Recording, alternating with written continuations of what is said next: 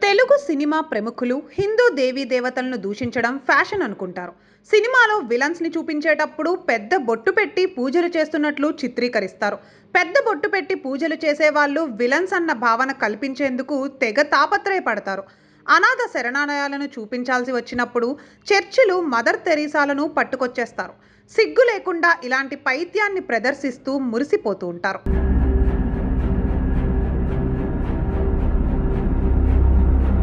తాజాగా ప్రముఖ యాంకర్ శ్రీముఖి దరిద్రమైన కామెంట్స్ చేసి అడ్డంగా దొరికిపోయారు. నిర్మాత దిల్ రాజు రూపొందిస్తోన్న సంక్రాంతికి వస్తున్నాం సినిమా ఫంక్షన్లో యాంకరింగ్ చేశారు. ఇక ఈ క్రమంలో నిర్మాత దిల్ రాజును పొగిడేస్తూ భజన చేశారు. దిల్ రాజు ఆశీస్సుల కోసం శ్రీముఖి బాగా తెగించారు.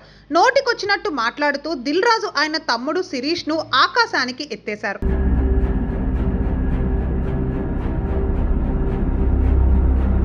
ఇంతవరకు బాగానే ఉంది, కానీ ఈ క్రమంలో భగవానుడైన శ్రీరాముడిని తక్కువ చేసి మాట్లాడడం వివాదాస్పదమైంది.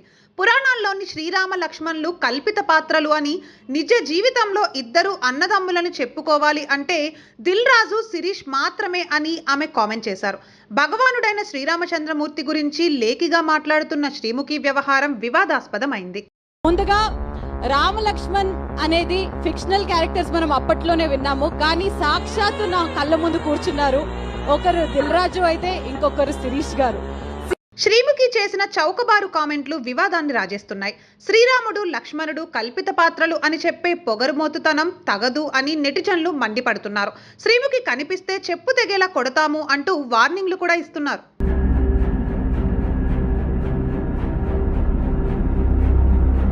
పరిస్థితి ముదిరింది అని తెలుసుకున్నాక శ్రీముఖి సారీ చెప్పారు. పొరపాటున మాట్లాడాను అని, తాను కూడా శ్రీరాముడి భక్తుణ్ణే అని చెప్పుకుని వచ్చారు. ఇక ఈ మేరకు ఆమె ఒక వీడియో కూడా రిలీజ్ చేశారు. అందరికీ నమస్కారం, నేను మీ శ్రీముఖి. రీసెంట్ టైమ్స్లో నేను హోస్ట్ చేసిన ఒక సినిమా ఈవెంట్లో పొరపాటున రామలక్ష్మణుల్ని ఫిక్షనల్ అనడం జరిగింది.